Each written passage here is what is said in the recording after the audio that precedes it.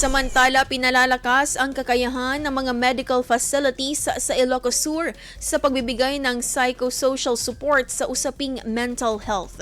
Kamakailan, nakilahok ang 4 na malalaking pagamutan sa pagsasanay para sa mental health and psychosocial support na inorganisa ng Ilocos Center for Health Development.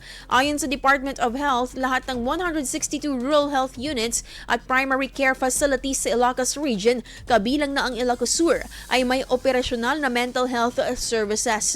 Dagdag pa rito, mula Enero hanggang Oktubre noong nakaraang taon, naitala sa rehiyon ang nasa 65 kaso ng suicide, kung saan 14 ay galing sa La Union, 10 sa Ilocos Sur at iba pa. Inaasahang makakapagdulot ito ng mas malawak na suporta sa mental health sa mga komunidad ng Ilocos Sur, hindi lang sa mga ospital, kundi pati sa RHUs at mga barangay para sa mga komunidad.